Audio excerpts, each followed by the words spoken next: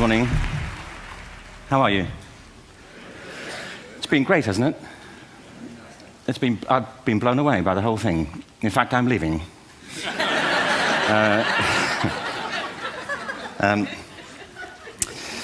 There have been three themes, haven't there, running through the conference, which are relevant to what I want to talk about. One is the extraordinary evidence of human creativity in all of the presentations that we've had and in all the people here.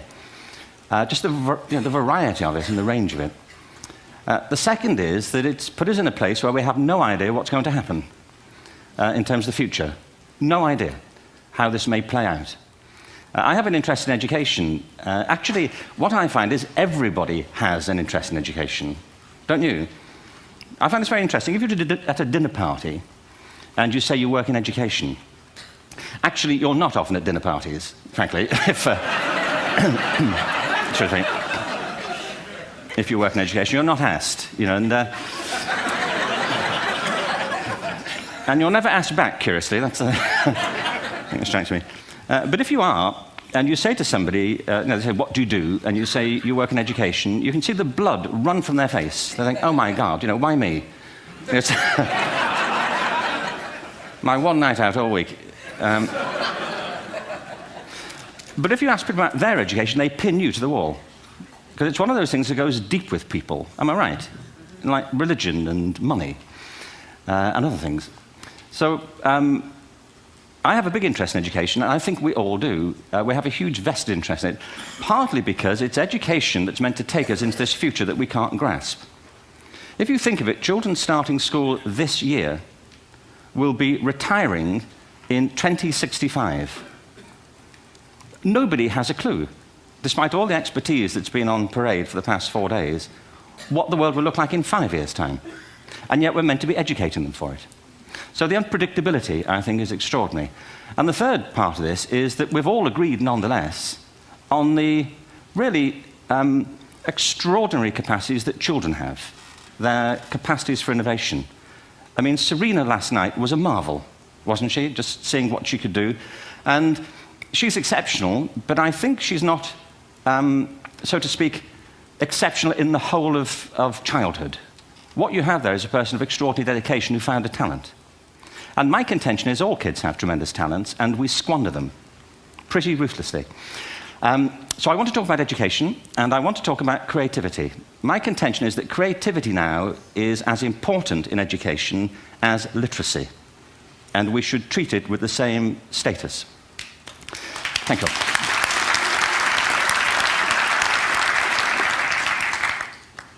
That was it, by the way. Thank you very much. So, 15 minutes left. Well, I was born... No, I had a great story recently, I love telling it, of a little girl who was in a drawing lesson. She was 6, and she was at the back drawing, and the teacher said this little girl hardly ever paid attention. And in this drawing lesson, she did. And the teacher was fascinated. She went over to her and she said, what are you drawing? And the girl said, I'm drawing a picture of God. And the teacher said, but nobody knows what God looks like. And the girl said, they will in a minute.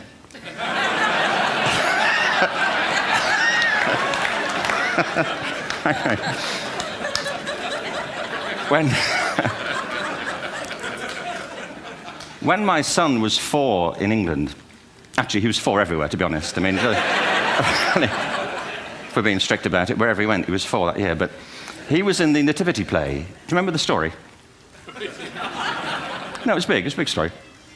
Mel Gibson did the sequel. You may have seen it. I don't know. It was Nativity 2. But James got the part of Joseph, which we were thrilled about. We consider this to be one of the lead parts.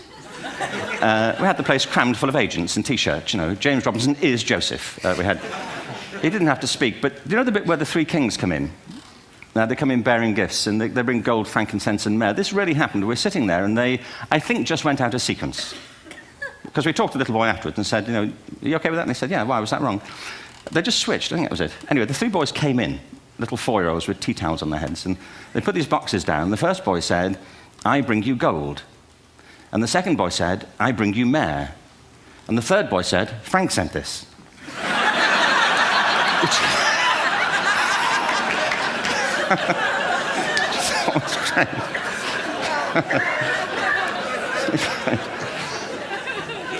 What these things have in common, you see, is that kids will take a chance. If they don't know, they'll have a go. Am I right? They're not frightened of being wrong. Now, I don't mean to say that being wrong is the same thing as being creative. What we do know is, if you're not prepared to be wrong, you'll never come up with anything original. If you're not prepared to be wrong. And by the time they get to be adults, most kids have lost that capacity. They have become frightened of being wrong. And we run our companies this, by the way. We stigmatize mistakes. And we're now running national education systems where mistakes are the worst thing you can make. And the result is that we are educating people out of their creative capacities. Picasso once said this. He said that all children are born artists. The problem is to remain an artist as we grow up. I believe this passionately, that we don't grow into creativity, we grow out of it. Or rather, we get educated out of it. So why is this? I lived in Stratford-on-Avon until about 5 years ago. In fact, we moved from Stratford to Los Angeles. So you can imagine what a seamless transition this was from LA. Actually, we lived in a place called Snitterfield, just outside Stratford, which is where Shakespeare's father was born. Are you struck by a new thought? I was. You don't think of Shakespeare having a father, do you? Do you? Because you don't think of Shakespeare being a child. Do you? Shakespeare being 7. I never thought of it. I mean, he was 7 at some point. He was in somebody's English class, wasn't he? Do you understand? Really? How annoying would that be?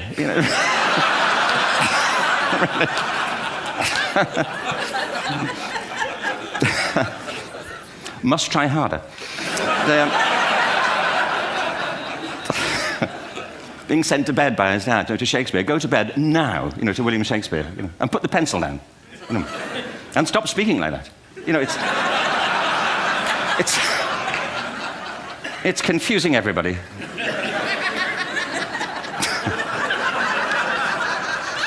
Anyway,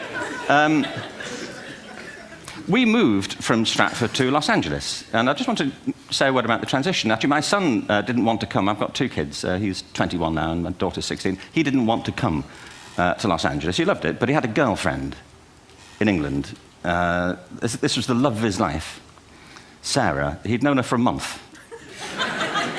Mind you, they'd had their 4th anniversary, because it's a long time when you're 16. Anyway, he was really upset on the plane. He said, "I'll never find another girl like Sarah." And we were rather pleased about that, frankly, because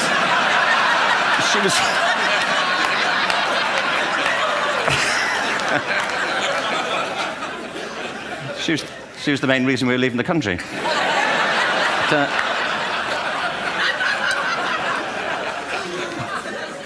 But something strikes you when you move to America and when you travel around the world. Every education system on Earth has the same hierarchy of subjects. Everyone, doesn't matter where you go. You think it would be otherwise, but it isn't. At the top are mathematics and languages, then the humanities, and at the bottom are the arts, everywhere on Earth. And in pretty much every system, too, there's a hierarchy within the arts. Art and music are normally given a higher status in schools than drama and dance. There isn't an education system on the planet that teaches dance every day to children the way we teach them mathematics. Why? Why not? I think this is rather important. I think maths is very important, but so is dance. Children dance all the time if they're allowed to. We all do. We all have bodies, don't we? Did I miss a meeting? I think...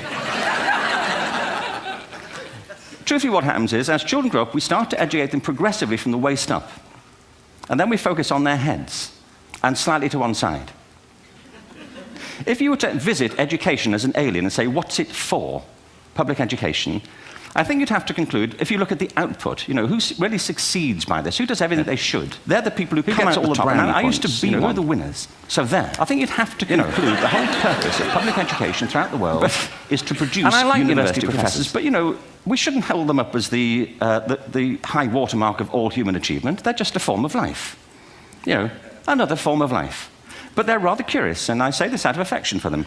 There's something curious about professors. In my experience, not all of them, but typically, they live in their heads. They live up there, and slightly to one side. They're disembodied, in a kind of literal way. They look upon their body as a form of transport for their heads.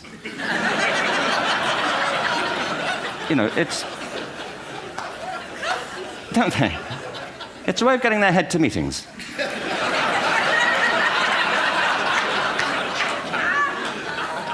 If you want real evidence of out-of-body experiences, by the way, get yourself along to a residential conference for senior academics and pop into the discotheque on the final night. And there you will see it. Grown men and women writhing uncontrollably off the beat,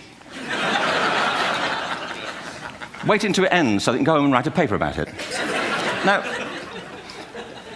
our education system is predicated on the idea of academic ability.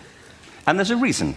The whole system was invented around the world. There were no public systems of education really before the 19th century.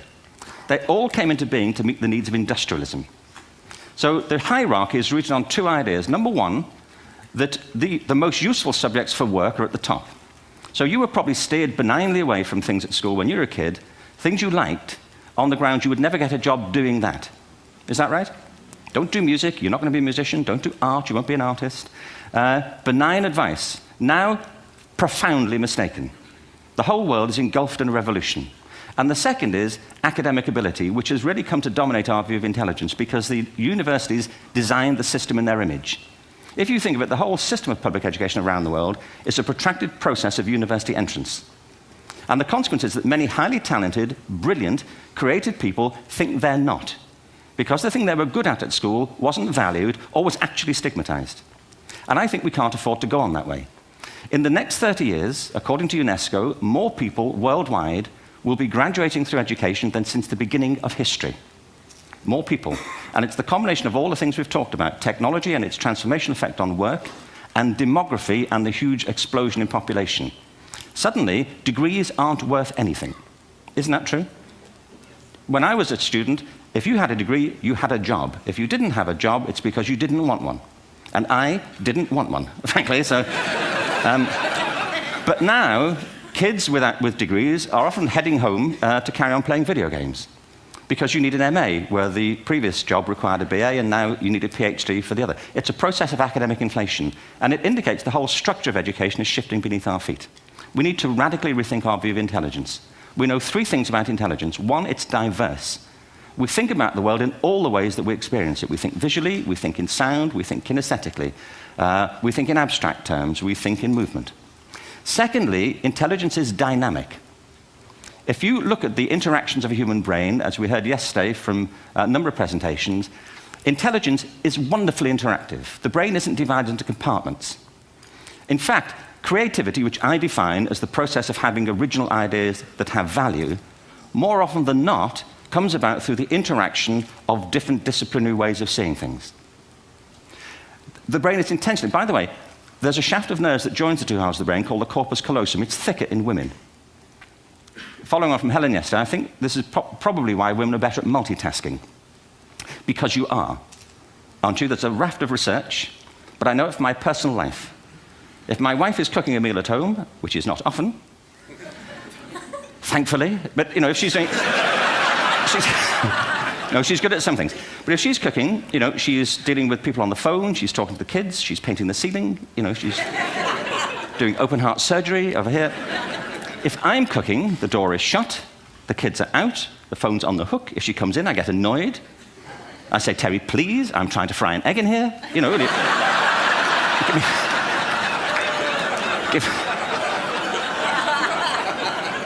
Give me a break. Actually, do you know that old philosophical thing? If a tree falls in a forest and nobody hears it, did it happen? Remember that old chestnut? I saw a great T-shirt recently which said, if a man speaks his mind in a forest and no woman hears him, is he still wrong?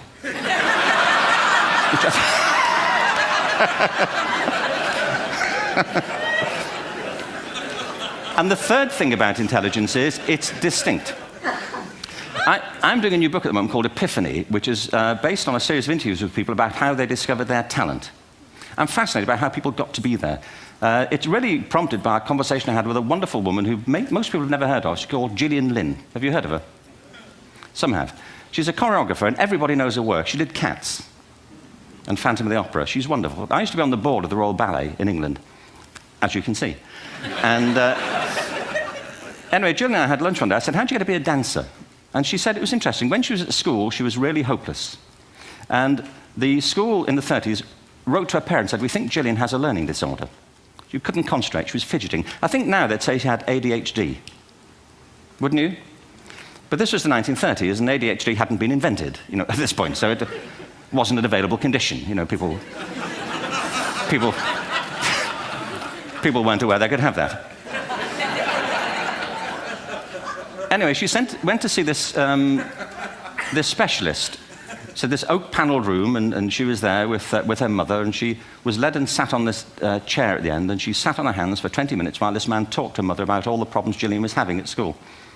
And at the end of it, because she was disturbing people, her homework was always late and so on, little kid of 8, in the end, the doctor went and sat next to Gillian and said, "Gillian, I've listened to all these things that your mother's told me. I need to speak to her privately." So he said, "Wait here, we'll be back. We won't be very long." And they went and left her. But as they went out the room, he turned on the radio that was sitting on his desk. And when they got out the room, he said to her mother, "Just stand and watch her." And the minute they left the room, she said she was on her feet, moving to the music. And they watched for a few minutes, and he turned to her mother, and he said, "Mrs. Lynn, Gillian isn't sick. She's a dancer. Take her to a dance school." I said, "What happened?" He said, "She did. I can't tell you how wonderful it was. We walked in this room, and it was full of people like me. People who couldn't sit still. People who had to move to think. Who had to move to think. They did ballet, they did tap, they did jazz, they did modern, they did contemporary. She was eventually auditioned for the Royal Ballet School. She became a soloist. She had a wonderful career at the Royal Ballet. She eventually graduated from the Royal Ballet School, found her own company, the Gillian Dance Company, met Andrew Lloyd Webber. She's been responsible for some of the most successful musical theatre productions in history. She's given pleasure to millions, and she's a multi-millionaire. Somebody else might have put her on medication and told her to calm down. Now, I think...